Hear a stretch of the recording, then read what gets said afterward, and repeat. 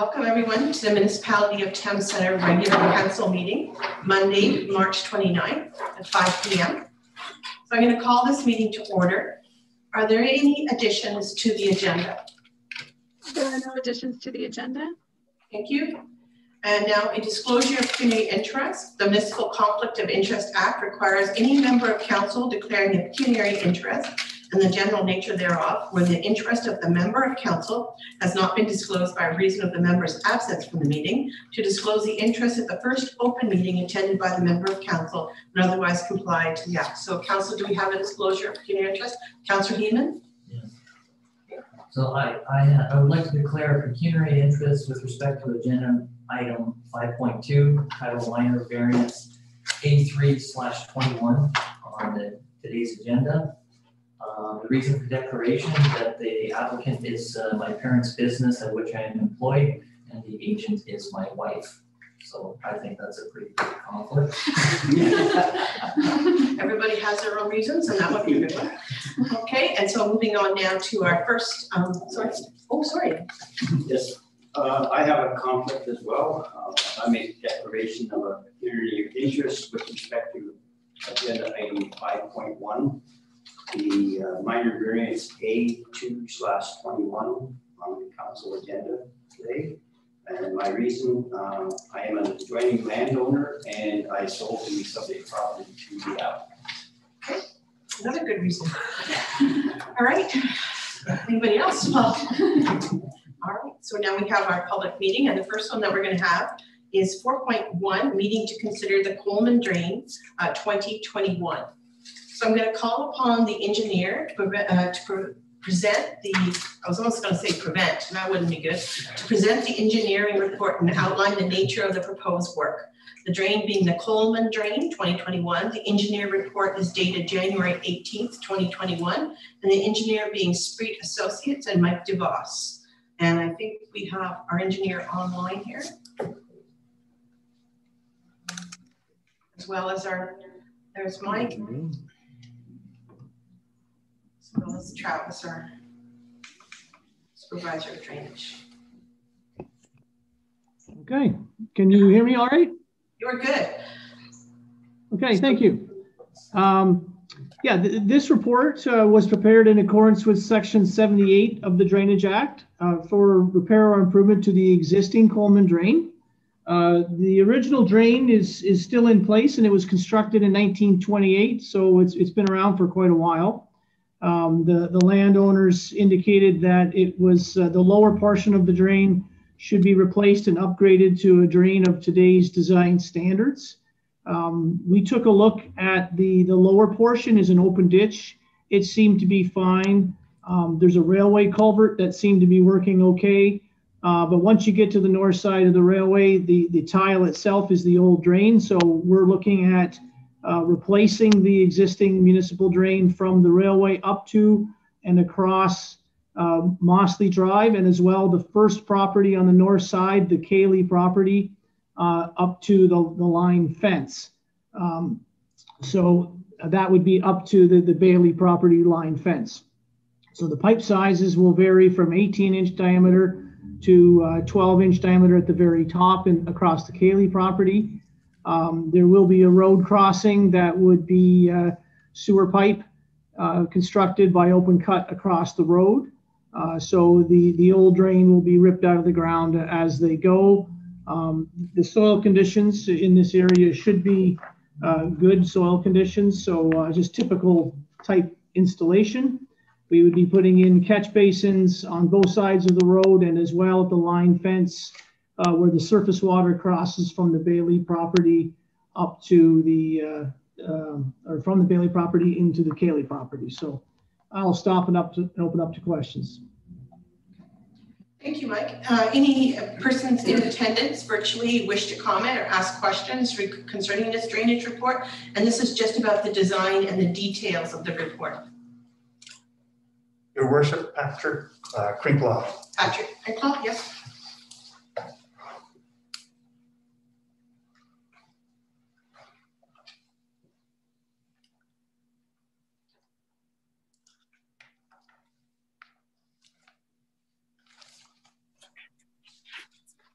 Hello, Hello, Pat. how are you? Good, thanks. How are you? Good, Good. We can hear you loud and clear. perfect. So we just had a couple questions. One, when might the drain be done? Okay. And second question is, are these prices estimates or are they firm? And then I guess our third point was we support the drain. Okay.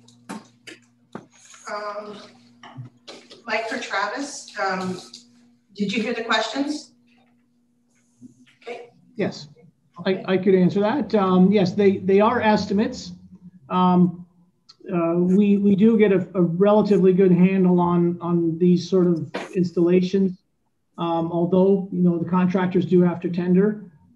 Typically, we're seeing prices close to or somewhat below our estimates at this time. But as far as the timing goes, you know, there is a number of different contractors that will bid on this. And at this time, all I can say is that not all the contractors have the same schedule. Some contractors seem to be a bit busier than others, and some might be tendering for work later this year, and some might give a completion date of next year, depending upon their schedule. So it's difficult for me to say 100% on the timing part of it. Okay, thank you. Okay, thank you. Anything else, Pat? I think that's, Yeah, that's it. no, that's all for now, Allison. Thank you. Nice seeing you. Thank you. Any other persons in attendance virtually that wish to comment? No, Your Worship. Okay, all right. So anyone wishing to withdraw or add their names to the petition must do so in writing and filing with the clerk. And to do that, you just check on our email for the clerk, and they can add anything that they want. Council, do you have any comments or questions about this particular drain application? No. Okay. So now we're going to make a decision, and we've got three different things here. We've got the report DR 00921, prepared by the drainage superintendent, dated March 29th, 2021, concerning a meeting to consider the Coleman drain, be received for information. And that the drainage report for the Coleman drain 2021, as prepared by Street Associates, dated January 18th, 2021, be received and adopted. And that the first sitting of the Court of Revision on behalf of the Coleman drain be scheduled to be held on April 26th, 2021 at 5 p.m. And I'm just going to ask the engineer to explain the next steps in the process, including the appeal process. Okay. Yes, the next steps would be to mail out the provisional bylaw with a notice to that Court of Revision on the 26th. Typically, this municipality would be tendering the work out in between the two meetings and receiving some prices back, but you can't actually award any sort of contract until that appeal period has elapsed, which is, it could be 40 days from the mailing of that notice. So it might be a week or two after the next meeting where the municipality would be in a position to award a contract. Okay. All right, thank you. Okay, so calling the vote. Sortina, did you have a comment? Need a mover and a seconder for that? What she said. Mover and a seconder. You need a mover. Yeah, I was gonna, yeah. So Tom, you're moving? Yeah, seconded by Paul. All in favor? Great. Now we're going to move into a Court of Revision. So I'm going to ask Council to enact a resolution to adjourn its regular meeting to sit as the Court of Revision as follows: that the Council adjourn its regular meeting in order to sit as the Court of Revision under the Drainage Act to consider the Fairview Subdivision Drain 2021 and the Peterson Drain Reassessment 2020. Paul? So moved. Seconded by Deputy Mayor Elliott. All in favor? Okay. And the purpose of this hearing is to consider the assessment schedule for the Fairview Subdivision Drain 2021, report dated January 7th, 2021, as prepared by the Street Associates. Only appeals related to the assessment schedule will be dealt with in the Court of Revision. Have we had any appeals to this? No appeals? Any questions from the members of the Court of Revision? So No change of assessment is needed. So we have a recommendation that the Court of Revision, having met on behalf of the Fairview Subdivision Drain 2021, and with no appeals being submitted, does hereby adopt the drainage assessment schedule dated January 7th, 2021, as submitted by Spreed Associates Limited. Mover? Councillor Hunter, seconder? Councillor Heeman, all in favor? Okay, and I'm going to advise that any landowners assessed who are not satisfied with the Court of Revision ruling may still appeal to the tribunal by submitting notification to the clerk. The final data for this, or so the final date for this appeal was provided with the Court of Revision mailing notice.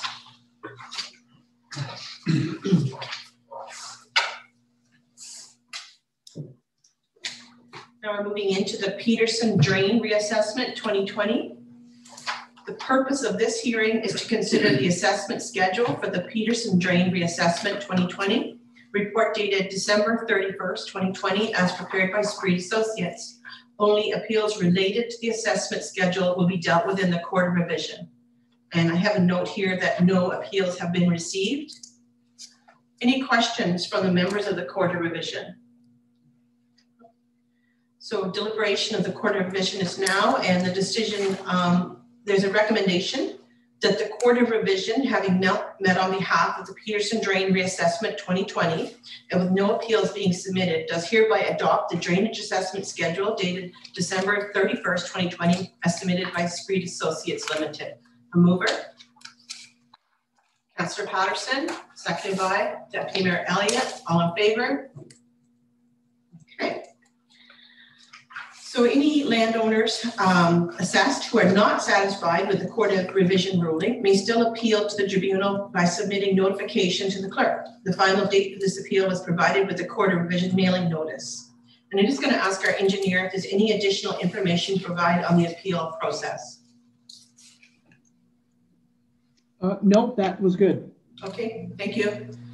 So now I'm going to ask for the Court of Revision to be closed at the time being 5:13 in order to sit as the Committee of Adjustment under the Planning Act. So mover, Councillor Hunter, seconder, Deputy Mayor Elliott, all in favor?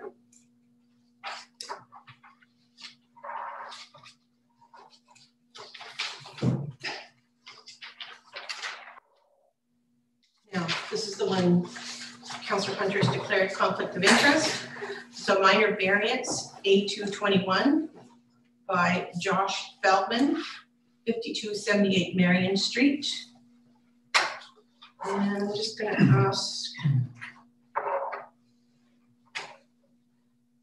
just lost my thing here.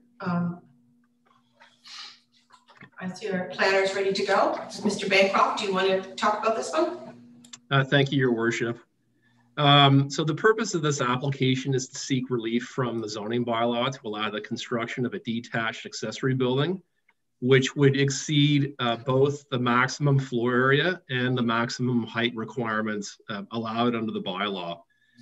The subject property, it's a vacant residential lot, and it's located on the north side of Marion Street and east of Clara Street in Dorchester. The lands are designated residential under the official plan, and they're zoned a site-specific R1-15 category. The applicants, they're proposing to construct a single detached dwelling to be serviced by a private well and septic system. And they're also proposing to construct a detached garage with a floor area of 140 square meters and a height of 6 meters, whereas the bylaw restricts the floor area and height to maximums of 90 square meters and 5 meters respectively. Because the lands are currently vacant, the dwelling being the main use would need to be constructed prior to the accessory building. Your Worship, I've conducted my analysis, and I'm satisfied that the 4 tests of the Planning Act, have been met. In terms of comments received from the county engineer, from the Conservation Authority, our drainage superintendent, and our Public Works Department, either no comment or no objection. Also from our chief building official, no concerns provided that the dwelling is constructed prior to the accessory building. So it's my recommendation, Your Worship, that the application be approved, subject to the reasons outlined in my report. Thank you. Thank you. And is there an applicant or an agent here? Yes, Your Worship. For note, Your Worship, there's two people who under the same ID. One of them is going to be Josh Feldman. Okay. I'm going to bring them both in at the same time in case it's the same technology. Okay.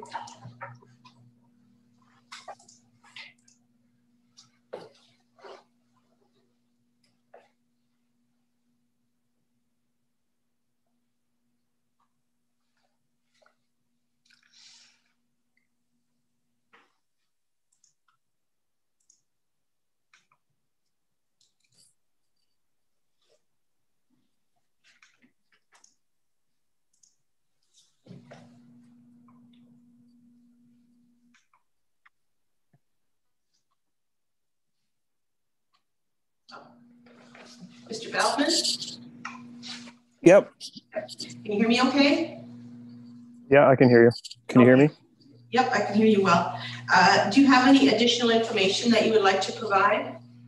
No, nothing to add. I was just wondering, so I'm not allowed to start the building at the same time as the build of the house. We plan on building the house starting this June, as long as we get permits to run through.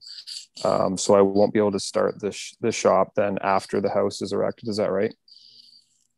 And we'll just confirm. Yeah, through Your Worship, it's my understanding that they could be issued simultaneously.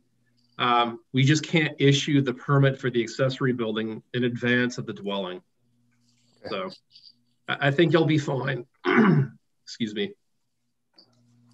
Does that answer your question, Mr. Feldman? Yep. So as long as I get the permit for the house, then I'll apply for the permit for the shop afterwards and continue from there. Great. Sounds good.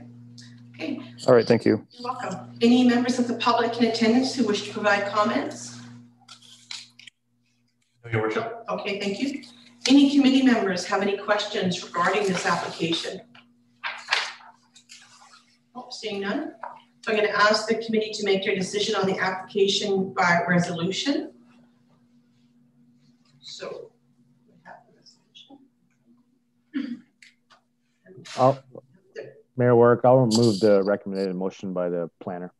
Okay, so the recommendation is that minor variance application A221 by Josh Feldman be approved to facilitate the construction of a detached garage with a maximum floor area of 140 square meters and a maximum height of 6 meters on lands known municipally as 5278 Marion Street in Dorchester. So moved by Councillor Patterson and seconded by Deputy Mayor Elliott. All in favor? Okay, thank you. And that there's a written notice of the decision will be forwarded to designated parties, and there's a 20-day appeal period. If you wish to be notified of the decision with respect to this application, you must submit a written request to the clerk. The clerk's email address is included on the online agenda. Okay, thank you, Mr. Feldman. Good luck with your building. Thank you. So next we have minor variance application A321. And the purpose of this hearing is to consider an application for minor variance as submitted by Heman's Greenhouses Limited, the agent being Susan Judd. The property location is 20422 Niserby Road. And I'm going to ask our planning director to provide an overview of the application. Thank you, Your Worship. So this application seeks relief from the zoning bylaw in terms of the side yard width requirement to allow for the construction of a building with a reduced side yard. The subject property, it's about 31.5 hectares in size, located on the east side of Missouri Road, south of Evelyn Drive. And these lands contain the Heman's greenhouse operation, originally established in 1963 with the recent addition of a cidery in 2019. These lands, for the most part, are designated agricultural under the official plan. And for the most part, they are zoned a site-specific agricultural A-51 category. So the applicants, they're proposing to construct a standalone building with a floor area of about 650 square meters to accommodate their growing cidery operation. And that building is to have a height of 5 meters. And it's to be located 3 meters from the southerly lot line, whereas the zoning bylaw requires a side yard width of 15 meters. I've conducted my analysis, Your Worship, and I'm satisfied that the tests under the Planning Act have been met. In terms of comments received on the application from the county engineer, from the Conservation Authority, from our drainage superintendent and our director of public works, they've all indicated no comment or objection.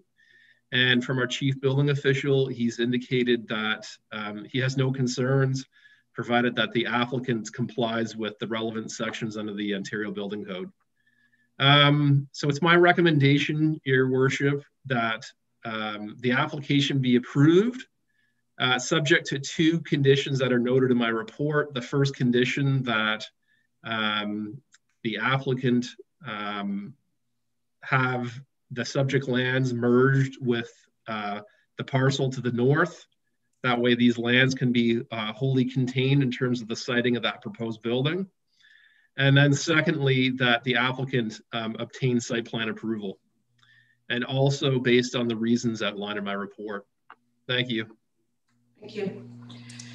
So I'm going to ask the applicant or the agent if you have any additional information to provide. Do we have somebody, Mr. Bushell? Yes, Your Worship, Susan Judd. Okay, thank you.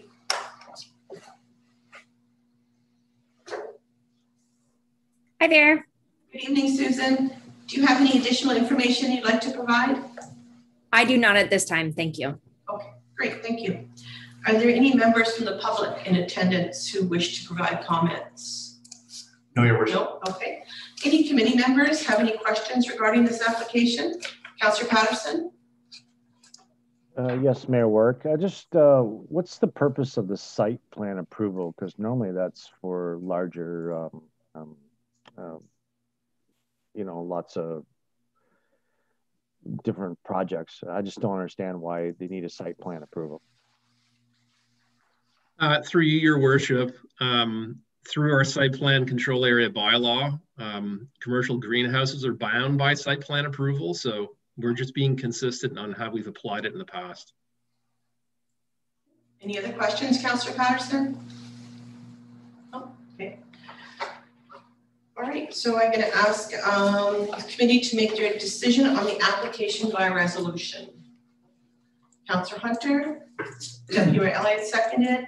All in favor? Okay. There's a written notice of the decision that will be forwarded to designated parties, and there's a 20-day appeal period. If you wish to be notified of the decision with respect of this application, you must submit a written request to the clerk, and the clerk's email address is included on the online agenda. Okay, thank you, and nice seeing you, Susan.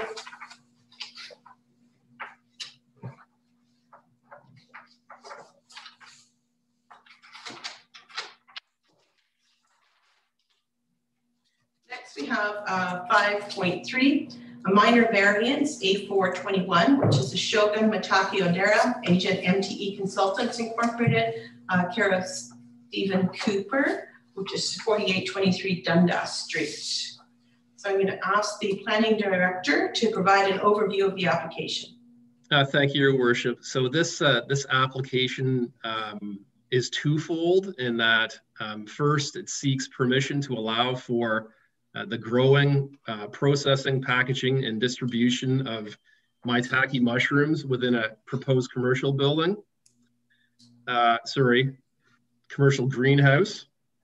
And that the applicant also seek relief from the zoning bylaw through a minor variance to allow for a reduction in the on-site parking requirement. The subject property, it's a 40-acre farm parcel located on the south side of Dundas Street, just west of Richmond Street. And this parcel contains a restaurant use, Gracie's Place, which is located along the frontage of the property, as well as a single detached dwelling and a cluster of farm buildings located closer to the center of the farm. The lands are designated agricultural, and they're zoned a site-specific agricultural commercial zone, AGC-1, which permits a range of uses, including a commercial greenhouse. The applicant, they're proposing to construct a 12,600 square meter building to accommodate the production of maitake mushrooms. And then following that, there are 3 subsequent phases that are proposed for a total floor area of just over 55,000 square meters. All these phases are proposed to have a building height of approximately 6 meters. And this proposal would also be subject to site plan approval. Under the Planning Act, the Committee of Adjustment has the authority to grant permissions where uses in the zoning bylaw are defined generally to permit a use that is not specifically permitted, but which conforms with the uses permitted in the bylaw. It's important to note, Your Worship, that under the AGC-1 zone, a commercial greenhouse is permitted. However, it's defined as a building used for the growing of flowers, fruits, vegetables, plants, and shrubs, trees, and similar vegetation. But the applicant is seeking permission considering the growing of mushrooms is not specifically listed within the definition, therefore not allowed within a commercial greenhouse. The applicant is also seeking relief from the bylaw through a variance to allow for a reduction in the parking requirement. A commercial greenhouse requires parking at a rate of 1 space per 50 square meters, whereas a rate of 1 space per 180 square meters is being requested. I've conducted my analysis, Your Worship, as noted in my report, and in dealing with the provincial policy statement, this is a prime agricultural area where uses that are permitted, activities that are permitted include an agricultural use, ag-related uses, and non-farm diversified uses. An ag use includes the growing of crops for food, including mushrooms, as well as greenhouses. Therefore, this proposal would be consistent with provincial policy. Along those same lines, with the County of Middlesex official plan, the subject lands are located within the agricultural areas designation, and the county plan encourages all forms of agriculture and related uses. And given the fact that the proposed development would be an agricultural use, an ag-related use, this conforms with the county plan. In the case of the Thames Centre official plan, there is criteria noted that the municipality needs to have regard for in dealing with any development approval. And those criteria would include soil and drainage conditions, services and utilities, the adequacy of the road system, the property needs to front on a public road, lot area and frontage, suitability as applies to zoning. And then lastly, adequate measures that are taken into account to alleviate or prevent any adverse impact from the proposed use upon any existing adjacent uses. So in response to all that, this proposed facility would be subject to site plan approval. And so it would deal with the adequacy of the soil and drainage conditions, road improvements, the siting of the building. Unacceptable adverse impacts on neighboring properties are not anticipated, considering the maitake mushrooms would be grown in a special substrate comprised of wood chips, which differs significantly from traditional mushroom farming, which uses manure.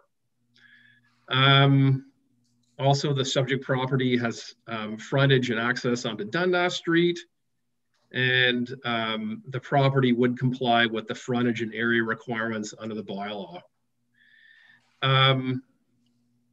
So going back to the permission being sought and that authority being granted under the Planning Act to committees of adjustment, staff is satisfied that although the commercial greenhouse is defined in general terms, it would be appropriate to allow for the addition of mushrooms as an allowable crop, considering the use of the wood chip substrate compared to the use of manure in traditional mushroom farming.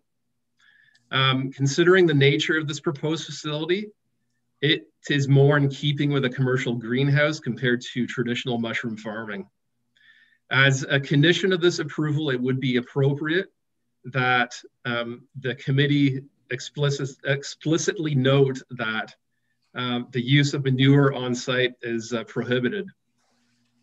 And lastly, in this regard, this proposed use would certainly be more compatible compared to other uses that are permitted as of right under the current zoning, including a truck terminal, or even a grain elevator and drying facility.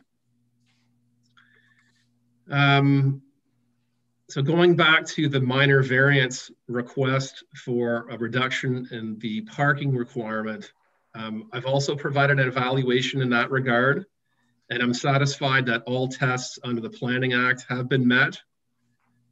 In terms of comments received from the county engineer, the Conservation Authority, our Director of Public Works, and our Drainage Superintendent, they all have no comment or no objection. And from our Chief Building Official, he's noted that the building may be required to be constructed as an industrial building under the Ontario Building Code. So it's my, I should also add, Your Worship, that as of the date of the preparation of my report, or as it currently is the case, I have yet to receive any written responses from the public. So it's my recommendation, Your Worship, that the application be approved, subject to the two conditions that are noted in my report, that the use of manure for any purpose on site shall be prohibited, and then secondly, that site plan approval be required. And this approval is all based on the reasons outlined in my report. Thank you, Your Worship. Thank you. So the applicant and agent, are they available for any additional information? Yes, Your Worship. I'm going to bring in Norimi Sakamoto, okay. Stephen Cooper, okay. And Joe Fantan. Okay.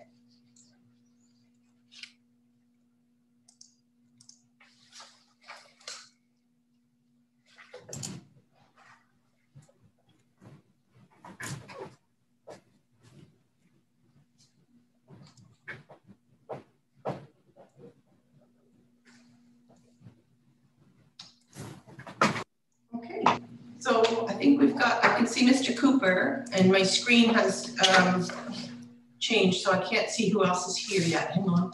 I think. Your Worship. Yeah.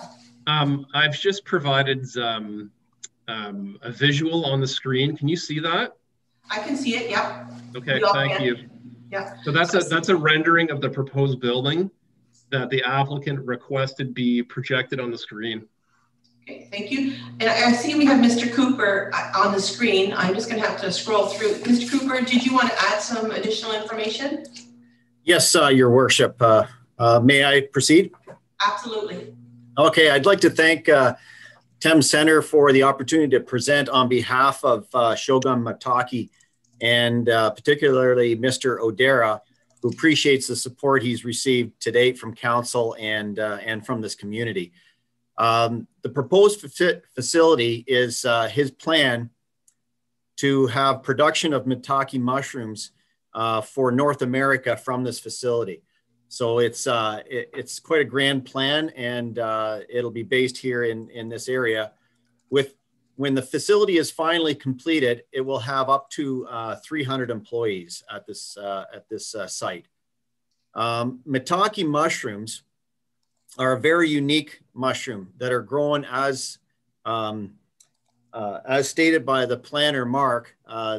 They are grown in wood chips, which is very different from any other type of substrate. They're very well known for their medicinal use, as well as their nutritional value. Currently, there are three things that I wanted to bring to your attention in addition to what Mark, the planner, has already presented. This building will look like a traditional industrial building, but it will be considered a farm building. It's just a large growing operation. Unlike other greenhouses, it's not glass. So there is no off lighting or spillover light to neighboring properties, which is one concern people may have if it was an actual greenhouse. The indoor environment is very controlled for moisture, temperature, and light. And so it's as far as a dark environment, it's very good for the neighbors. The second item that Mark touched on was the odor. Again, maitake mushrooms are grown in either oak, elm, or maple wood chips. There's minimal to no odor related to this growing, and they are kept inside the building. The only other item that I wanted to bring forward is the water usage.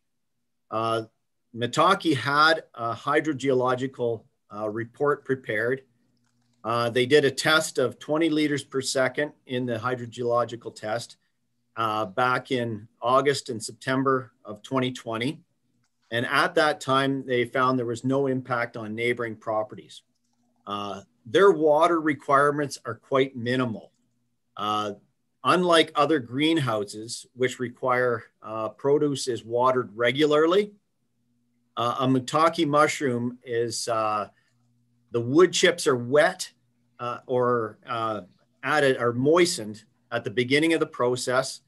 They are placed into a plastic bag to hold the moisture in place where the spores from the mushrooms are added.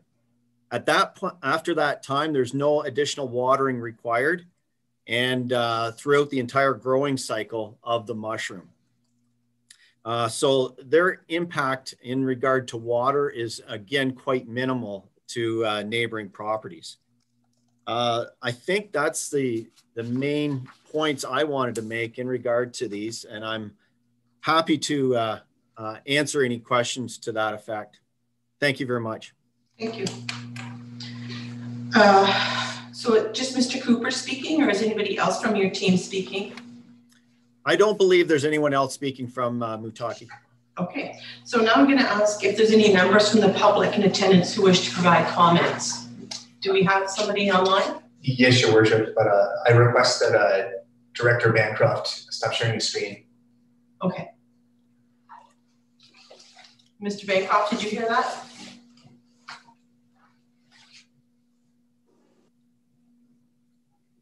There we go. Oh, I've got post attendee Zoom online right now. Is that creeping right off? Okay.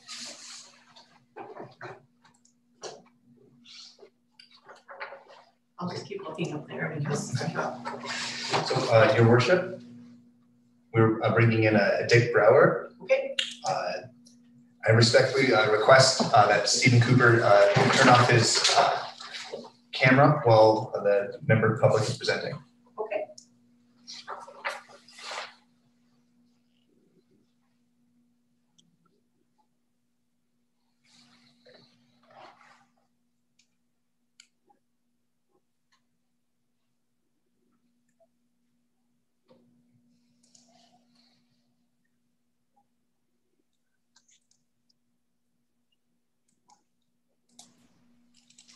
Mr. Brower, is Mr. Brower's? Can you hear me? I can hear you very well. Can you hear me? Yeah, I can hear you, Your Worship. Thank you. Thank you for joining us. You can go ahead whenever you're ready. Okay, thank you. Council members, Your Worship and Council members, my name is Dick Brouwer and I live at 4883 Dundas Street, just east of the said property that is on the agenda. And I would like to speak in favor of the applicant. Very good. We have before us a minor variance request, and I'm sure that you all have read the variance application. After having read it myself a couple times over, I was confused of what was this all about. Are they going to go grow mushrooms in the greenhouses? I don't think so. The report talks about greenhouses, and I'm wondering how anyone can write a report that is not only puzzling and incomplete to me, but it is also almost looks like the municipality is not very transparent with what actually is being proposed. I gave the report to one of my friends who is very familiar with minor variances for the City of London. And he thought also that they are applying for a different greenhouse use. I'm not a NIMBY, not in my backyard person. And I would like to give everyone the opportunity to succeed. The same goes for Shogun mushrooms. We have had the best of relationship with our neighbors. So I called Norimi and Yoshinobu Odera and asked them for a plot plan of what was actually being proposed. And they showed me the plan, very impressive. The report calls for a minor variance. So if you call a 500,000 square feet steel building that is 5 meters high, a minor variance, and I don't know what you call a major variance. I had hoped that when council sends out information, let's be clear and upfront what's being proposed. It sure would help anyone making their decisions so that they are well informed and you don't have to issue any issues later on. As a former builder and developer, I have dealt with many minor variances and setbacks in rezoning. I know all too well how important it is to be upfront and clear of what your plans are. So for the record, members of council, I have discussed with Norimi and Yoshinobu the following. This project is going to be in 4 phases. They've made it clear to me that any equipment that is noise polluted will be installed on the west side of the building as much as possible. That between my fence line and the proposed building, trees will be planted to further reduce any unnecessary noise. I have visited the plant in Lambeth a couple times, and I'm not only impressed of how they grow their mushrooms and the health benefits it could have, but also to ensure myself that no odor is coming from the plant. I've taken Ernie Masalowski from Appleland to the plant because of the concerns that he had raised. And he was also pleased that it would not affect his business. I also understand that some major regrading will have to be done to make this whole property from north to south level, meaning that the front of the property will be elevated considerably. As long as council understands that noise, landscape and drainage will and should be part of the approval process, as it normally is the case, and with those issues being addressed, I have no objections to this, what you call minor variance. I just hope that the next time you send out a report, let's be clear of what's proposed. It makes it much easier for everyone. I wish not only the best and good luck to Shogun Maitake mushrooms, and I'm sure that when the clinical health trials are completed, Thames Center will be front and center with this exciting project. So let's move ahead. Thank you. Thank you, Mr. Brower. And I'm just going to say, I wish everyone that came in front of us was as diligent as you and done their homework like you have. I think that's wonderful, and I congratulate you on that. Is there anybody else? Al? Your Worship, that's all the public participants. Thank you. So any committee members have any questions regarding this application? Councillor Patterson. Yeah, Mayor Work, just so I'm clear on this, the planner said 55,000 square meters is the final build out. Is that correct? Square meters? Through your worship, yes, that is correct. Any other questions, Councillor Patterson? No, okay. Any other comments, questions? Councillor Heeman. I'd just like to comment that, so I kind of agree with Dick on his certain definition of a greenhouse, but I think that's something that the new fully protected cultivation methods have really challenged that definition, and I think we've seen that with cannabis production. And so I think it is something that is within the Planning Act, that is a defined definition. And so, and likewise with minor variants, it's not a word we choose, it's a word we are prescribed. And I'd just like to say, when we had previous planning submission about a mushroom farm, it was in fact the Shogun mushroom facility that I had visited in the past, Colonel Talbot Road, and that I was touting the benefits of how clean the production processing facility was. And I think in a previous life on the London Bill Site Food Policy Council, I remember this enterprise seeking to get an investment and get building underway within the city of London. And I'm just so happy that they're able to find an opportunity here in Thames Centre and take their vision to the next level. Great, thank you. What, any other comments? I would just say, you know, if this is approved, then not only does Town Center have a large amount of golf courses, but I think we've got the mushroom market covered as well. So, so I think that what a great combination. So I'm going to ask the committee to make their decision on the application by resolution. Deputy Mayor Elliott? So moved, seconded by Councillor Heeman. All in favor? Great. So there'll be a written notice of the decision and be forwarded to designated parties. There's a 20-day appeal period. If you wish to be notified of the decision with respect to this application, you must submit a written request to the clerk. The clerk's email address is included on the online agenda. Okay, thank you. And now moving on to 5.4, minor variance, 8521, Andrew and Lori Russell, 23175 Missouri Road. Mark, the stage is all yours. Thank you, Your Worship. So this is an application that would seek relief from the zoning bylaws front yard depth requirement to allow for the construction of a single detached dwelling. The subject property, it's about a 10-acre lot located on the west side of Missouri Road, north of Plover Mills Road, and backing onto the Thames River. These lands are designated rural residential under the official plan and are zoned primarily rural residential RR. The applicant is proposing to construct a dwelling with a front yard depth of 15 meters, whereas the zoning bylaw requires a setback of at least 25 meters.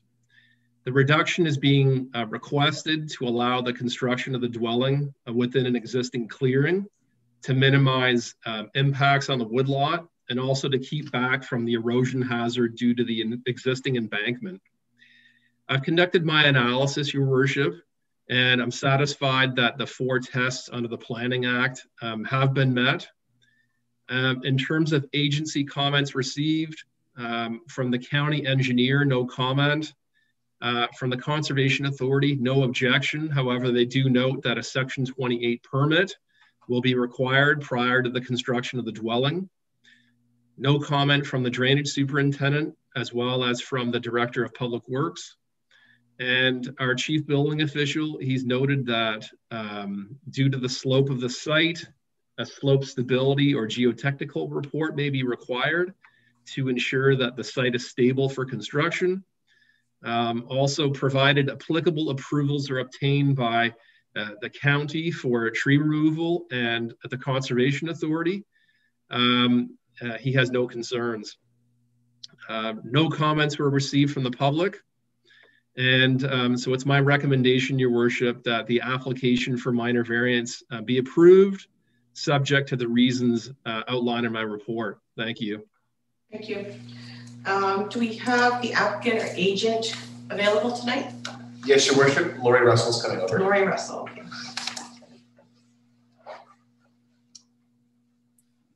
Hi there, can you hear me? I can hear you very well, Lori. Go ahead whenever you're ready. Thank you, Your Worship. We obviously support this motion and feel that we're balancing the setback with minimizing the environmental impact on the land. and feel this proposal represents a optimal compromise in both factors. Great. And a beautiful location too. Yes. And is that everything that you've got to say, Lori? Yes, that's it. Okay, so do we have any members from the public in attendance? No, Your Worship. Okay, thank you. Any committee members have any questions regarding this application? Seeing none, I'm going to ask the committee to make their decision on the application by resolution. Deputy Mayor Elliott, seconded by Councillor Hunter. All in favor? Okay. There'll be a written notice of the decision. They'll be forwarded to designated parties, and then there's a 20-day appeal period. So if you wish to be notified of the decision with respect of this application, you must submit a written request to the clerk. The clerk's email address is included on the online agenda. So now I'm going to ask for a resolution for the Committee of Adjustment adjourn at 5:51 p.m. and reconvene as a public meeting under the Planning Act. So moved by Deputy Mayor Elliott, seconded by Councillor Hunter. All in favor? Great. So the purpose of this public meeting is to consider an application for consent as submitted by 2768220 Ontario Incorporated, the agent being SBM Limited Planning and Engineering, Carol Laverne Kirkness. The property location is the end of Gerald Parkway on the south side and east side of Rebecca Road. So I'm going to ask the planning director to provide an overview of applications, comments received, and planning recommendation. Thank you, your worship. So with this application, what is proposed are 3 vacant parcels to facilitate industrial development, future industrial development. The lands are currently vacant with the exception of the southwest portion of the site, which is used for farming purposes. These lands are designated settlement industrial under the official plan, and they're also zoned for industrial purposes. Full municipal services are generally available along Gerald Parkway only. So this proposal contemplates the creation of a pair of vacant industrial lots on Gerald Parkway and then a single vacant industrial lot on Rebecca Road. The pair of lots on Gerald Parkway, they would have lot areas of about 2.2 hectares in size, whereas the lot along Rebecca Road is just under triple in size at 6.4 hectares in size. The lands to be retained or the balance of the property, it would have an area of about just under 30 hectares. And those lands would be developed through a future industrial plan of subdivision as indicated by the applicant's agent. I've conducted my analysis, your worship, and certainly there's policy direction offered by the province and the county in allowing this form of lot creation within a designated settlement area. The other thing, as it relates to the Thames Centre official plan, it does provide evaluation criteria for evaluating consent applications. Regarding the pair of Gerald Parkway lots, that criteria has been met or it's capable of being met through conditions of consent. As it applies to the single lot that is proposed on Rebecca Road, it would need to be serviced privately with a well and septic system consistent with official plan policy direction in that regard. Also, I should add that I noted some concerns about the configuration of that lot along Rebecca Road. And I also then noted, along with reasons for my concern, that the applicant did not have any concerns with having to reduce the size of that lot, reducing the depth of that lot on Rebecca Road. Well, upon further consideration, the applicant is requesting, and this is hot off the press, I just got this information just before the council meeting. Mr. Patton, the applicant, is requesting that council consider his initial request in terms of how the consent was applied for, again, in regards to that parcel on Rebecca Road.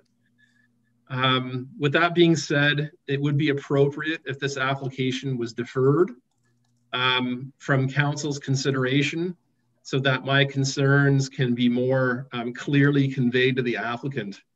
There are other implications that go beyond the points that I've mentioned in my report, and it's important that I share that information, my thought process with the applicant along with their agent. Matters concerning the development of the retained lands would be addressed through a future plan of subdivision. So again, just to circle back, I have no concerns with the first two consents proposed on Gerald Parkway. It's just the one on Rebecca Road that I have issues with. In terms of comments received from an agency perspective, we have from the County of Middlesex engineer, no comment. We have no objection from the Conservation Authority. From Enbridge, they've simply noted that should future gas services be required, that those would be at the responsibility of the applicant. No concerns were raised by Bell Canada, as well as no comment from our drainage superintendent. Our Director of Public Works has noted that the lots proposed on Gerald Parkway will need to be fully serviced with an elaboration on what that means. He has no comments or concerns regarding the lots fronting Rebecca Road. Also, in terms of public comments, I have received no comments from the public to date. So it's my recommendation, Your Worship, that consent B2/21 and B3/21 only be approved and subject to the conditions that are noted in my report, those 9 conditions that are listed, and also based on the reasons outlined in my report. And that consent application B4/21 be deferred from council's consideration until such time that the concerns raised by the planning director can be shared with the applicant. That is my submission, Your Worship. Okay, thank you. I just want to check with the clerk before we proceed. Tina, when we're talking about additional information from the applicant or the agent, will they only be referring then to B2/21 and B3/21, or are they going to be speaking to B4/21 as well? I guess we're going to have to wait and see. I think that if council follows the planner's recommendation, it would only to be approved the first 2 applications, and then B4 would be deferred. Okay, thank you. Okay, so the applicant or agent, would they like to provide any additional information? Your Worship, Rob Patton. Rob Patton. Nick Dijak, and Kevin Moniz.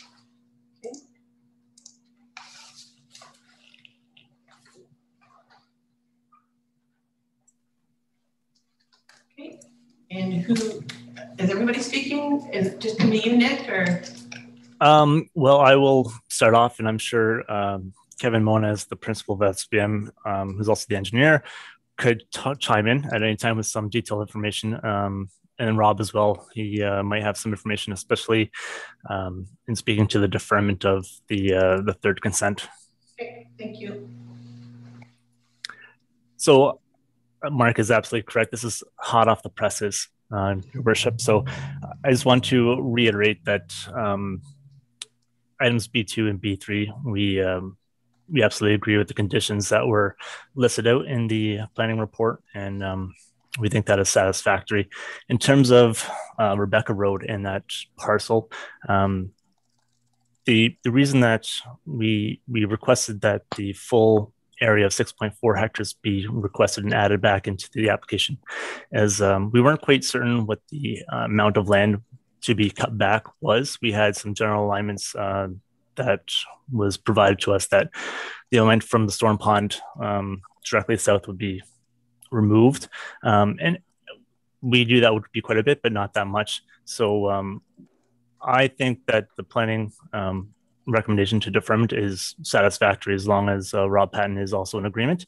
I also don't disagree that it could be approved in terms of planning matters. The policies are in place and would still be consistent with the provincial policy statement, the county plan, and the Thames Center official plan.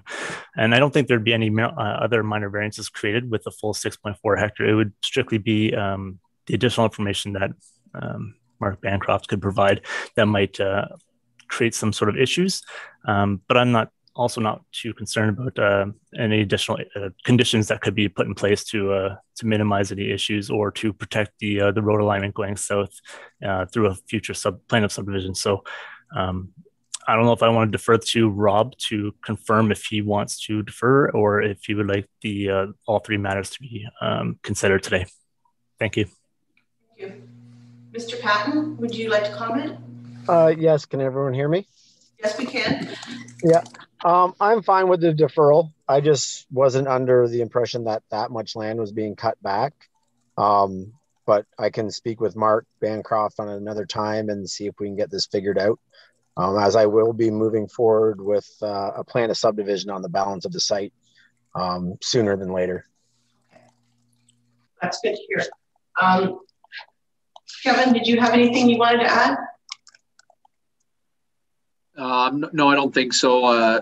Yeah, Mark, we'll talk about the deferral, I'm sure, in more detail going forward here. But one concern I had was that back portion that you would like to remove from this application could end up being landlocked until the adjacent property develops for the continuation of Ideal Drive. So personally, I guess I had a concern about that, but we'll discuss those matters going forward. Okay. All right, so it sounds like, Mark, go ahead. Your Worship, thank you. I just wanted to explain to Council briefly what the implications are of the deferral. So basically what it means is it pauses the consideration of that application. It's not as if we have to go back to another public meeting. It's just a case of bringing the report back to Council with a staff recommendation when I'm prepared to do so. So thank you. Okay, thank you. So just basically we're getting more information on B4/21 in the future. Okay. And any members of public in attendance, Mr. Bush? No, Your Worship. Okay, thank you. Any council members have any comments or questions regarding this? Seeing none. Okay. So that the public meeting portion for this application has been completed, I'm going to ask council to make their decision on the application by resolution considering all comments received. So it looks like we'll have two motions then, one to defer B421 and then the others to go ahead with B221 and B321. Is that what you're looking at? Can I just ask a clarification? Yeah. Sorry, to Director Bancroft. So I'm happy with those two motions, but I just want to make sure all of the conditions the 9 conditions that you're laying out are specific to B2 and B3, and then to defer B4, correct? All right, I'm just reviewing them on the fly.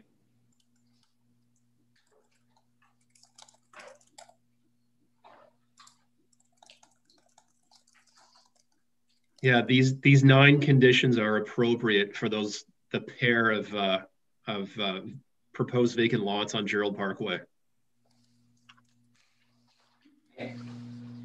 Okay, so I will. I'll make the motion that consent applications B221 and B321 be approved subject to the 9 conditions, and then the second part of that motion would be that the consent application B421 be deferred, and request that Director Bancroft bring a report back to council with subsequent information. Okay. So we have mover, seconder, Councillor Heeman, all in favor? Okay, great. So I'm going to advise that the written notice of the decision will be forwarded to designated parties, and there's a 20-day appeal period from the date of decision. If you wish to be notified of the decision with respect to this application, you must submit a written request to the clerk. The clerk's email address is included on the online agenda. So now we have a public procedure for the public meeting for zoning application number Z121. The purpose of this public meeting is to consider a zoning bylaw amendment as submitted by the applicant, being C&J Holdings Incorporated, also known as Fast Track Performance. And this application has been initiated by the municipality of Thames Centre. The property location is 3418 Catherine Street. So I'm going to ask our planning director to provide an overview of application and planning recommendation. Your Worship, I think we jumped one. Could we? Oh. So sorry. So sorry, it's okay. I just got this page here. Oh, just like they used to say, never mind. So now we're going to do the consent application B521 and zoning amendment application Z2 2021. And I think I'm going to just have to find it again because I don't have anything in front of me for that one. So we're just going to have to wing it.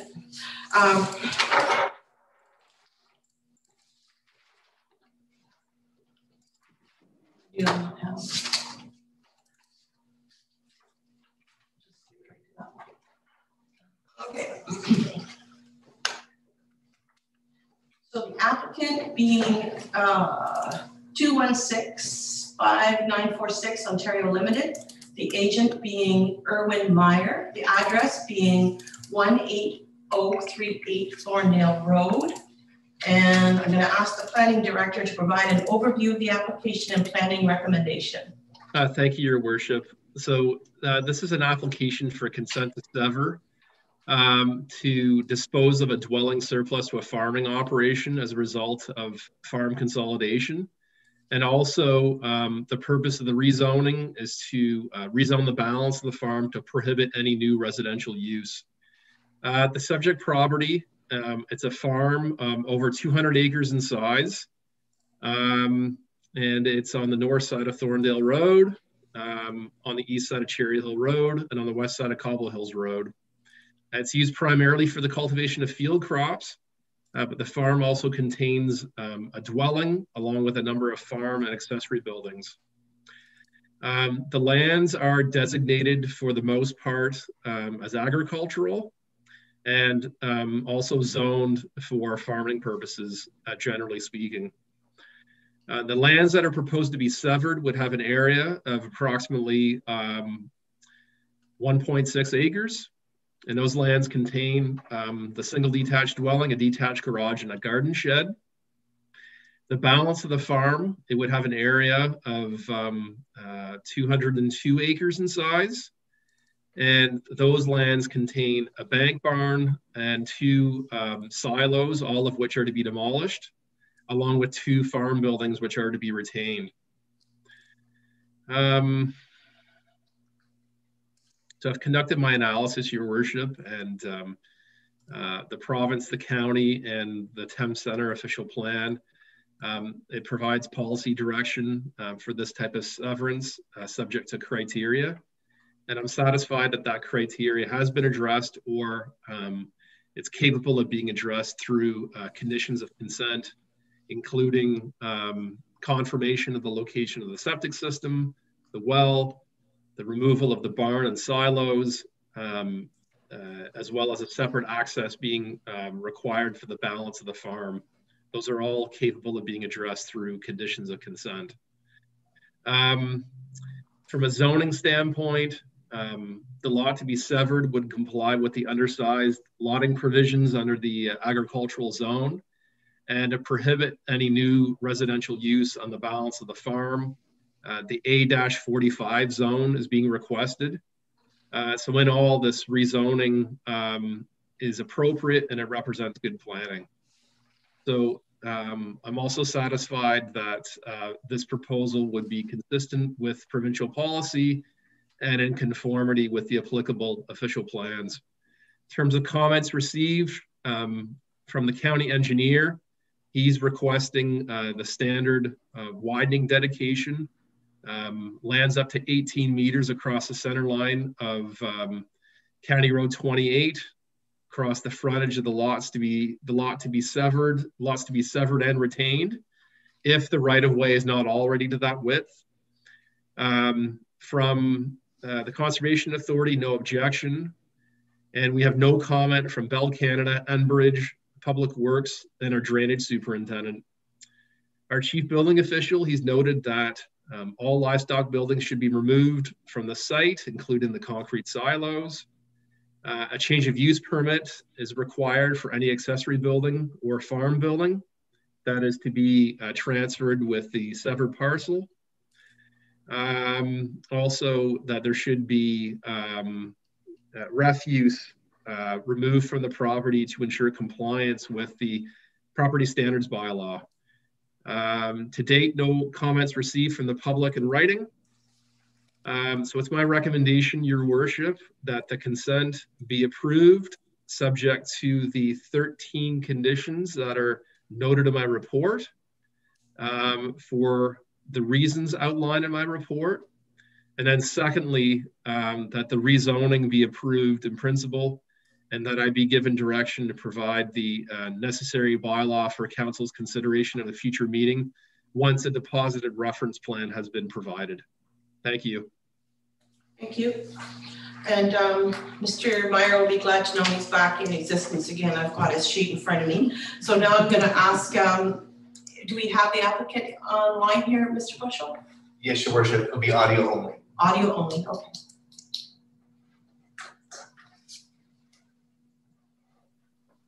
Good evening, Mr. Meyer. Can you hear me okay? Yes, I can hear you okay. Okay. Would you like to provide any additional information? Not at this point. I just have a question about the change of use permit necessary for the remaining farm buildings. Why is there a change of use necessary permit? It's used for storage at this point. Yes, thank you, Your Worship. So the change of use permit will be required for any building that was part of the farm to now be part of the lot to be severed. Because currently that building is used for farming purposes, and through that change of use permit, it will then be used for residential purposes as opposed to farming purposes. At the end of the day, sir, you'll have to satisfy the chief building official in that regard. Thank you. Mr. Meyer, does that answer your question? Yes, thank you. Okay, did you have any other comments or questions? Not at this point, thank you. Okay, thank you. Council, any comments or questions? Oh no, sorry. Any members of the public in attendance, Mr. Bushel? No, Your Worship. Okay, so council members, any comments or questions? No, seeing none. I'm going to advise that the public meeting portion for this application has been completed and ask council to make their decision on the application by a resolution considering all comments received. However, there are two decisions. So we're going to start with the consent, which is B521. So looking for a mover. Deputy Mayor Elliott, seconded by Councillor Hunter. All in favor? Okay. Councillor Patterson, are you in favor? Screen frozen. Councillor Patterson, are you in favor? Okay, great, thank you. I think your screen was frozen for a minute. And then we have the zoning recommendation, which is Z2 2021. I'm looking for a mover for that. Okay, Councillor Hunter, and seconded by Deputy Mayor Elliott. All in favor? Great. So I'm going to advise that there's a written notice of the decisions that will be forwarded to designated parties.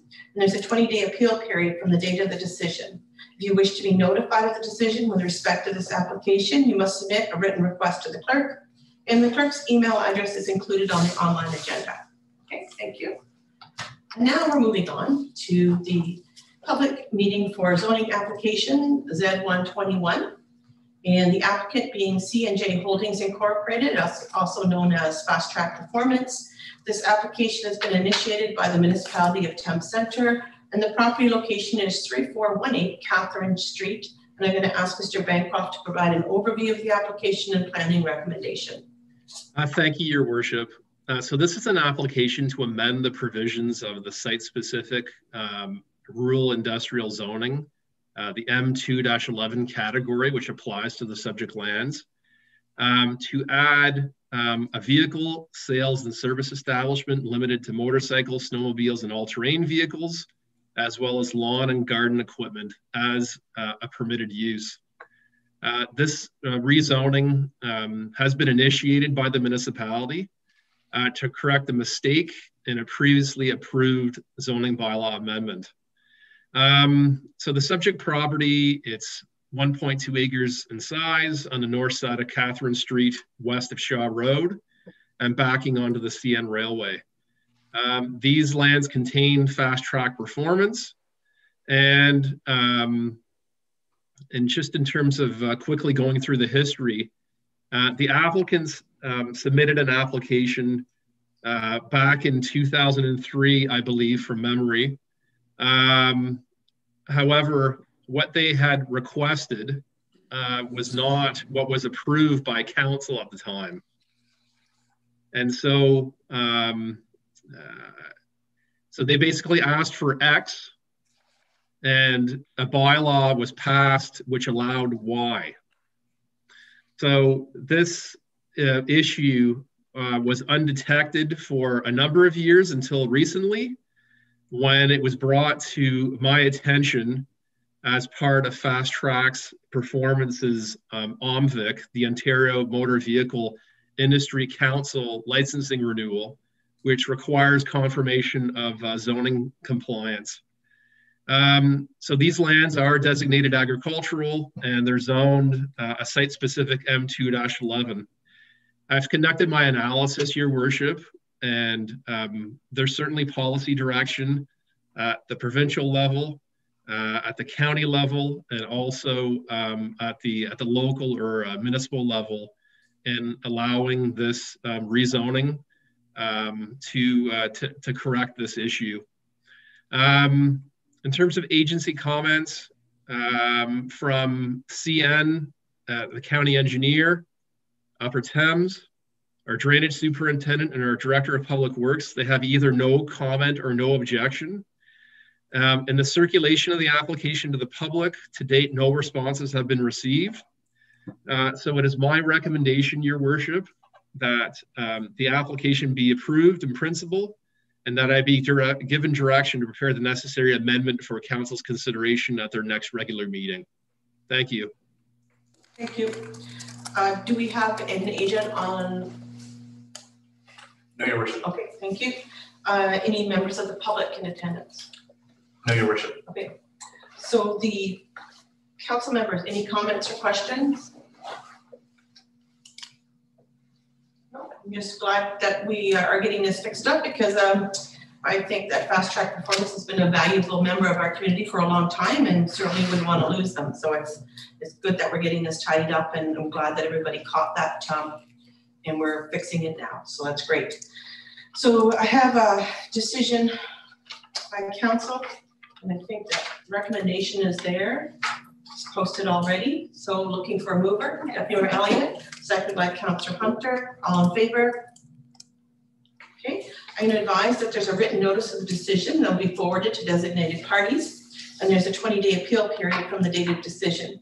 If you wish to be notified of the decision with respect to this application, you must submit a written request to the clerk, and the clerk's email address is included on the online agenda. I want to thank everyone in attendance for their input, and I'm going to ask a resolution that the public meeting adjourn at, let me just check the time, 6:20, and council reconvene its regular meeting in order to continue with its deliberations. Looking for a mover. Councillor Heeman, seconded by Deputy Mayor Elliott. All in favor? Great.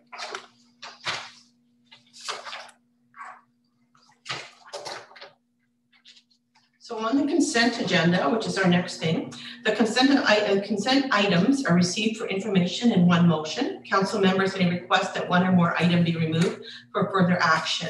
So on the consent agenda, we have the minutes of the regular meeting of council held on March 8th, 2021, be approved as circulated.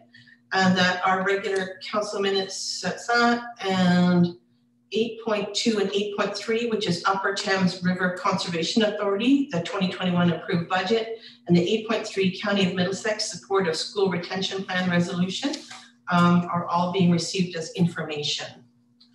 So looking for a mover, does anybody want to take anything out of the consent agenda?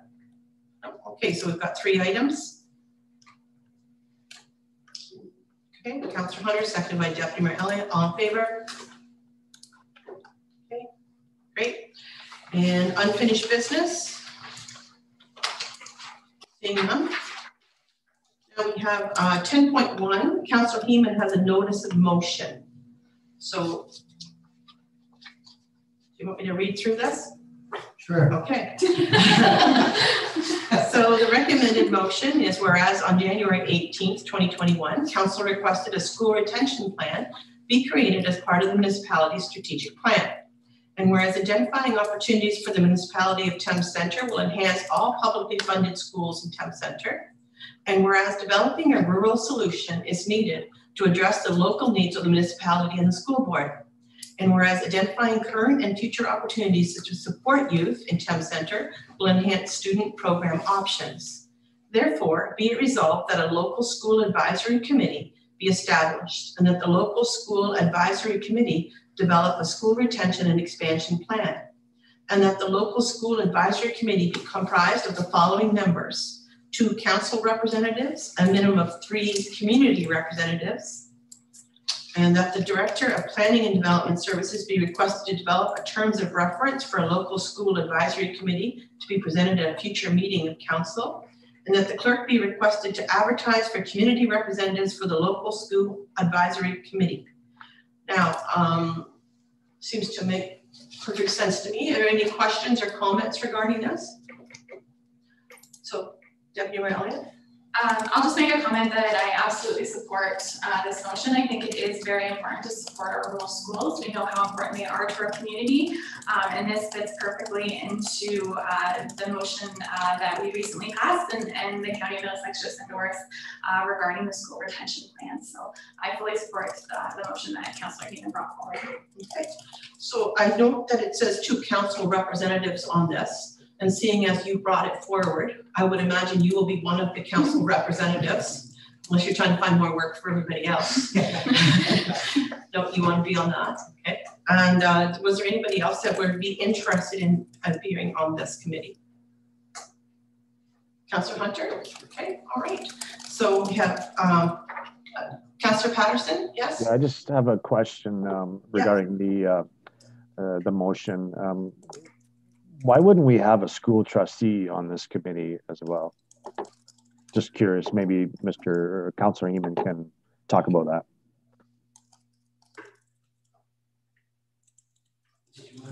I can add into it. Through your worship, I'll jump in for Councillor Heeman for the time being. If he's got more to add, then he's certainly more than welcome.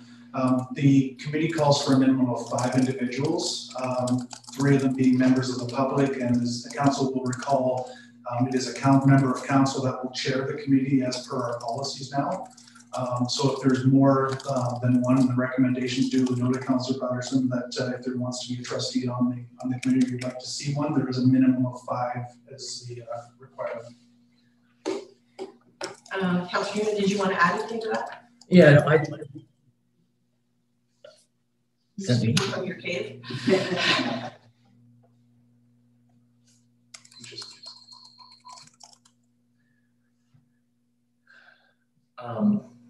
Yes, so in being in discussions with our current trustee representatives, I think that they're aware of this, and if they have available time, I think they would like to participate, but the outcomes of the committee will be communicated to the Thames Valley District School Board, and that information will go to them through that process, at which point they are natural advocates for whatever conclusions are within that report.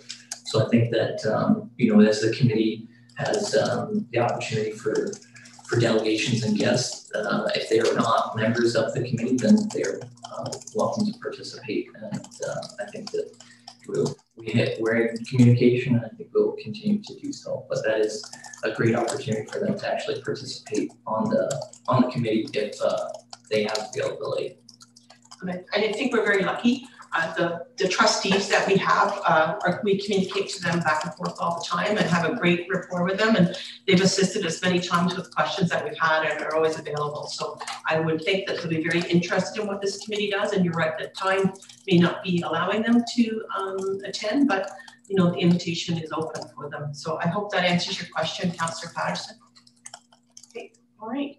So we have to develop a terms of reference and to be prevented at, I keep wanting to say prevented, but it means presented at the future meeting of council, and that clerk be requested to advertise for community representatives for the local school advisory committee. We've already gotten 2 people on the committee, which is Councillor Heeman and Councillor Hunter. Great. Okay, so a motion. Yep, so moved by Councillor Heeman, seconded by Councillor Hunter. All in favor? Great, thank you. Under new business, do we have any new business? Councillor Patterson. Yes, Mayor Work, I'd request that we have a discussion regarding the decision of council on March 8th regarding the surplus decision to declare the parkland in Dorchester here surplus. And I respectfully request to have that discussion. Do you want to request that discussion? Now, you are absent, so I think that's your right to bring that forth, seeing as you weren't able to attend that meeting. I'm just going to check with the clerk. She's online here. Yeah, go ahead.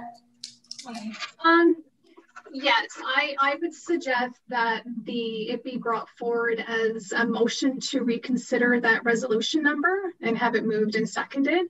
And as long as there is a majority, then that can be reconsidered. So Mayor Work, I'll make the motion to reconsider the decision to declare or rescind the decision to declare that the Dorchester I think that's a different thing, what you're saying there. You're talking about rescinding, and I think the clerk's got her hand up. Go ahead. Yeah, it will be a 2-part. The first one is going to have to be the resolution to reconsider. I would suggest the wording resolution 74-2021 enacted on March 8th, 2021 be reconsidered, and we'll start with a mover and a seconder there, and then we'll continue on to rescinding if that's what. See, I'm confused because reconsidering is the same idea as rescinding. I don't understand that. We could, but when you reconsider something, it's just putting it on the floor that that's what you want to have reconsidered, and with council's permission, then you could suggest that you'd like to have that part rescinded, which will require a 2/3 vote, whereas a reconsideration only requires the majority. Okay, thanks. I just want to make sure that we're all clear before we go ahead. So the motion to reconsider is to bring that forward and discuss the motion to rescind. Is that what everybody understands? It would be a 2-part process, a 2-part resolution. So as long as there is a majority to reconsider, we can talk about the rescinding. Just want to make sure, because every time we go off the path, we want to make sure everybody understands where they're going when they're off the path. So we have Councillor Patterson making a motion to discuss reconsidering the decision on March 8th. And I think, Tina, you've already quoted the number. I don't have it in front of me. And that was because he was absent. Is that the reason that you're bringing this forward? Councillor Patterson? You're muted, Councillor Patterson. Yes, that's correct. Okay. So we have a motion to reconsider. Point of order. Yeah. How would that conversation take place? Because some of the discussion was in camera and the resolution was in council, so I would just seek clarification as to what are the what are the guidelines regarding the conversation proposed and the content? Did you hear that question, Ms. Michaels? I did. I believe what is being proposed here is that a portion of the resolution that was approved in open session at March 8th, nothing to do with the closed session portion. Am I correct, Councillor Patterson? Yeah, it just has to do with the declaration of surplus. Which was approved in open session. So Correct. That I think is the only part that is being reconsidered here. And I just need clarification because I'm having to rely on memory at that meeting. That was a motion to not declare surplus, but to find out the intent. Is that correct? There was 3 parts to that motion. The first part declared the land surplus. The second part was to do with notice of intent. And the third part was for the survey. So we can't rescind anything that has been completed because the 2 items have been, but the portion regarding declaring the land surplus can be up for reconsideration because there has no action being taken on that part. No, I just have another question. I just want to make sure we absolutely understand. So if we discuss this and let's say, for example, everybody decides, yeah, we're going to rescind that. What happens to our survey then? I would ask the CAO to speak, to maybe comment on that. Okay. Mr. Henry? Thank you, Your Worship. Yeah, the survey that is ongoing currently would remain. Mayor Work, just before point of order here, a procedure. Either we're discussing this or we're not. Well, so I think we have to know what we're discussing actually before we start. So I've asked to discuss it. Yeah. I made a motion, and either we're not or we are. So yeah. It's either way. Sure. So I look to council for a seconder and a majority of council to discuss it. Otherwise, it's just mute and it is what it is.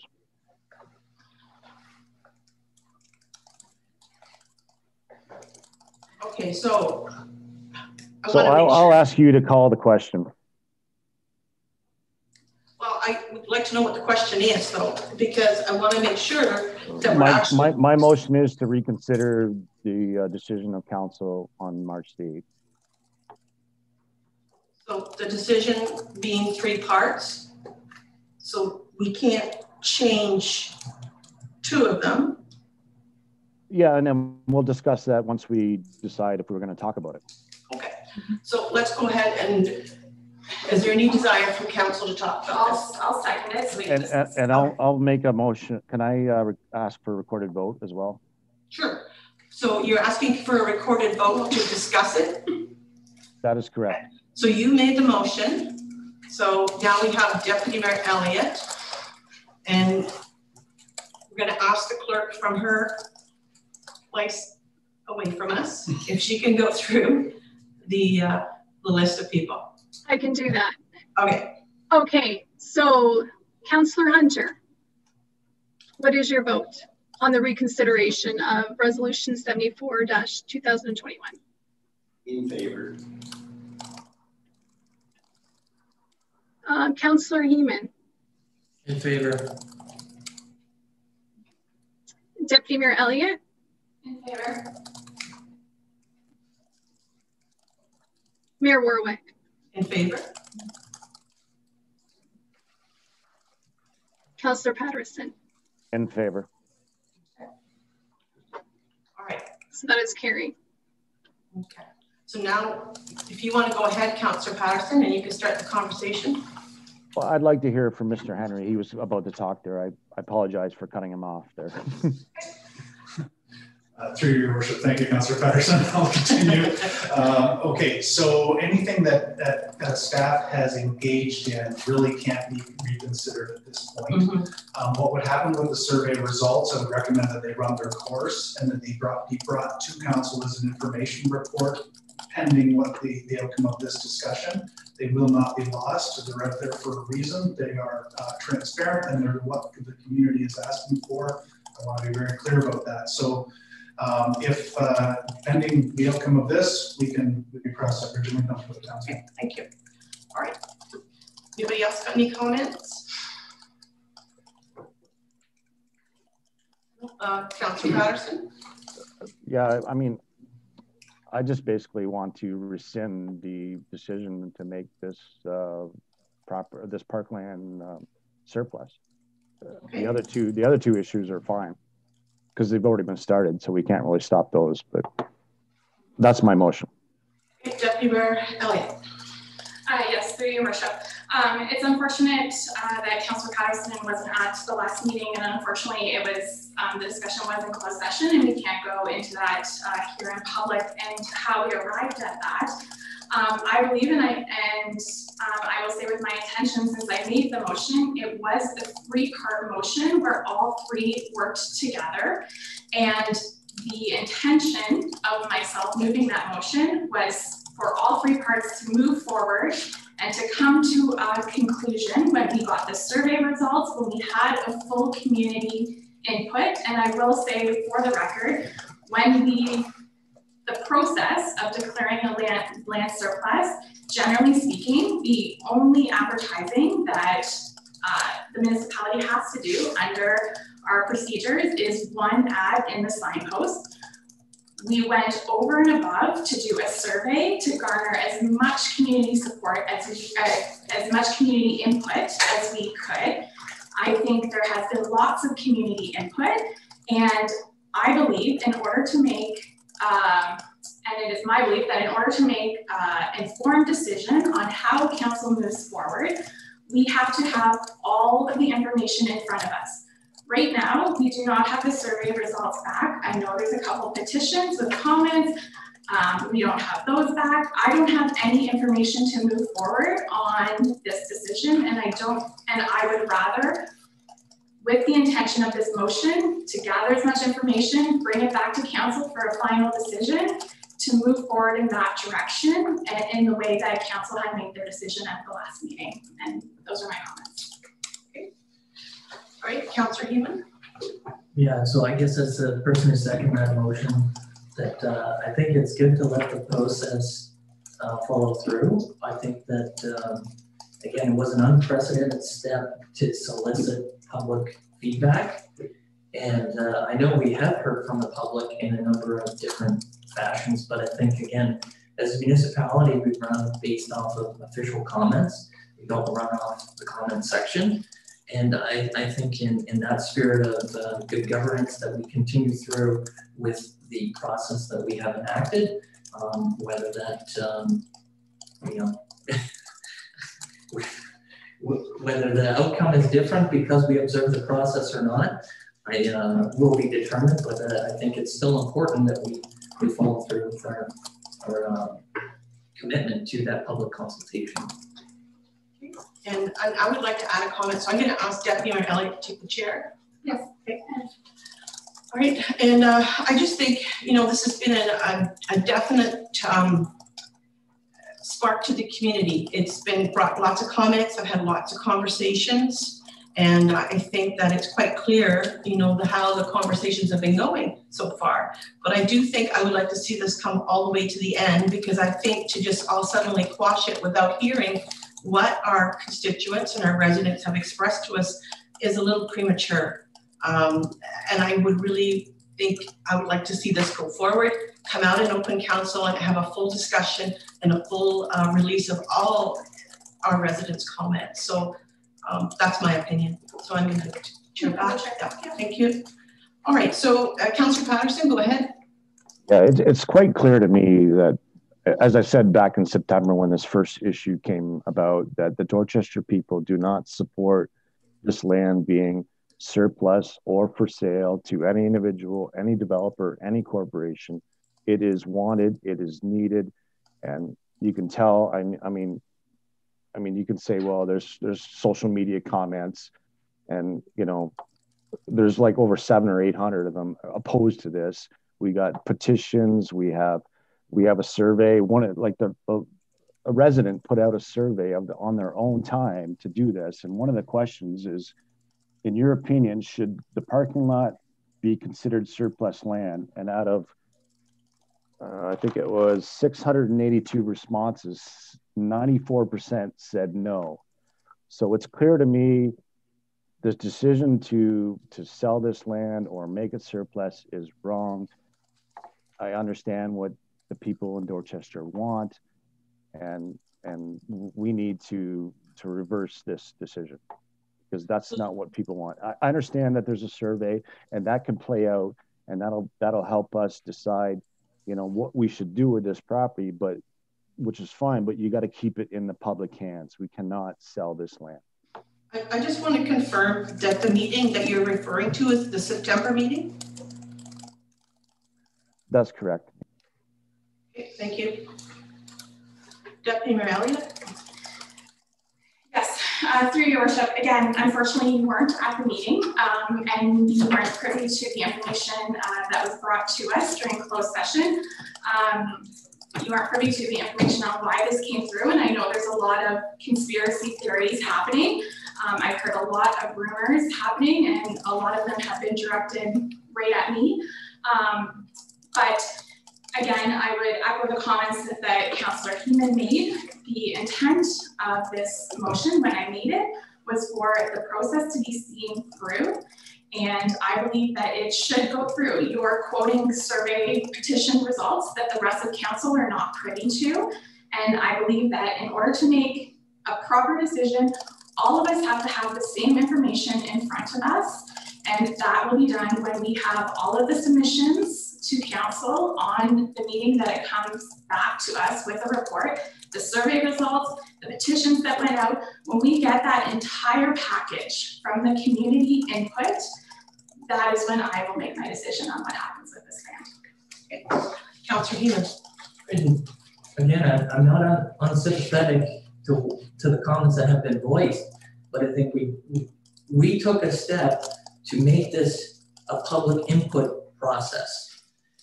And matters of property have to be discussed in camera, and that is why we took that process, again, an unprecedented step, but by extending that public trust, we cannot circumvent our existing policies and processes. So again, we're not deaf to the community concerns, but there is still a process that we have to uphold.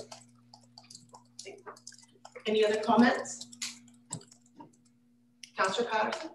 Just one last thing. My motion's on the floor to rescind the declaration that this property be surplus. I'm voting with the people of Dorchester. Well, I think we are all elected to know what is best for our residents and for to hear our residents, and not just Dorchester, but Thames Centre. And I think that's important that we always think about that. You are the councillor for Dorchester's the area, so of course you're going to have that opinion. I think it's important for council to hear everyone. And at this point in time, I'm going to call the vote, and I'm going to ask for a recorded vote. Not yet seconded by and Councillor Hunter. Okay. Point of order. Yep. If this is voted on at this point, because it is a reconsideration, it cannot be voted on again in future. Because you can only reconsider once. Is that correct? I would think so, but we can check with the woman with the big book. And under the Municipal Act, did you hear the question that Councillor Heeman asked? Yeah, just one moment. Okay.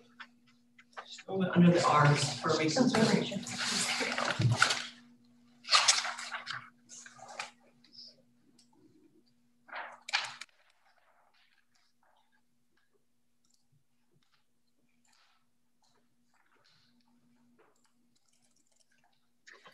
So under the procedural bylaw, a resolution to reconsider shall not be reconsidered.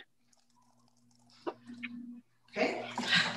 So now we've got a mover and a seconder. I've asked for a recorded vote. So we're going to go ahead through the vote. Councillor Hunter. In favor.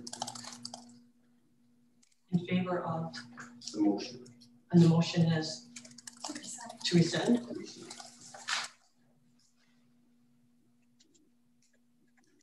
Councillor Patterson. In favor to rescind. Deputy Mayor Elliott. Not in favor. No. Okay. Councillor Heeman. In favor. Are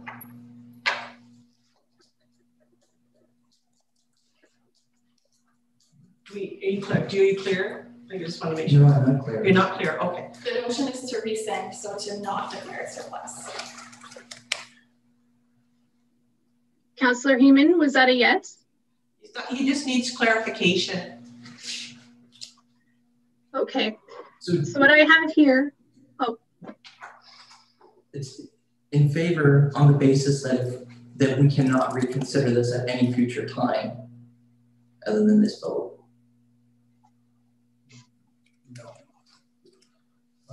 So I think that's why I asked the point of order. That was a secondary point on this matter. Okay, so I think what we need to do is, because we're out in the weeds again, is we need our clerk to tell us exactly what the results of this vote are and to go through it just to make sure everybody's understanding, because there's confusion here. Sorry you couldn't be here, Councillor Patterson. It'd be easier if we're all in one room together, but we have to make sure. My motion is to rescind the decision of council to declare this property surplus. It's fairly simple. Okay, but I think Councillor Heeman wanted clarification, so I hope you don't mind that we're going to go through and ask for clarification. This has been reconsidered, so it cannot be reconsidered again, but we are in the middle of a vote. So continue. Yeah. Okay. So I would still motion, or I would still approve the motion as proposed. To rescind? Yes.